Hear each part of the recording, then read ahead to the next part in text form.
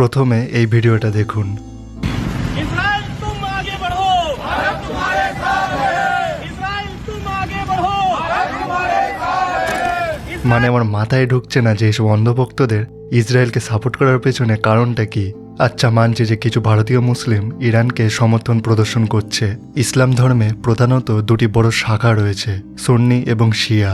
Iran একটি শিয়া Islamic country, আর Ayatollah একটি উচ্চপদস্থ ধর্মীয় উপাধি যাকে শিয়া মুসলিমরা ধর্মগুরু হিসাবে মান্য করে। হিন্দু ধর্মে যেমন শঙ্করাচার্য বা সর্বোচ্চ পর্যায়ের ঋষি বা ধর্মগুরু থাকেন, যারা শাস্ত্রের ব্যাখ্যা দেন এবং সমাজকে আধ্যাত্মিক পথ দেখান, শিয়া ইসলামে আয়াতুল্লাহ পদবীটি ঠিক তেমনই উচ্চ মর্যাদার স্থান। তাই ধর্মীয় ভাবাবেগের কারণে তারা সমর্থন করছে, এটা যুক্তিসম্মত, তারা করতেই পারে। কিন্তু এই দেখাদেখি কিছু বেরোজগার দল ইসরায়েলকে সমর্থন জানাতে পথে নেমেছে। না ইসরায়েল হিন্দু দেশ, না সেখানে হিন্দু মেজরিটি বা মাইনরিটি আছে। এমনকি ইসরায়েলের মধ্যেও অনেকে ভারতীয়দের সহ্য করতে পারে না। এই দেখুন।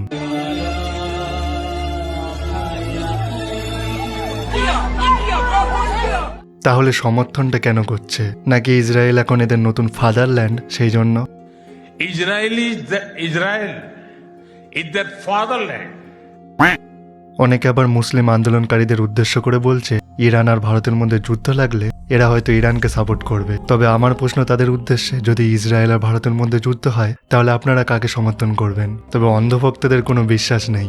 মানে ভাই, মাথায় গোবর থাকারও একটা লিমিট আছে। শেষমেশ একটাই কথা বলবো, যুদ্ধ নয়। আমরা সকলে চাই পৃথিবীতে শান্তি বজায় থাকুক। কোনো নিরীহ মানুষ, নিরীহ শিশু যারা জানেই না যুদ্ধ কি জিনিস, চাই না তারা বড়দের এই লোভনীয় যুদ্ধের বলি হোক।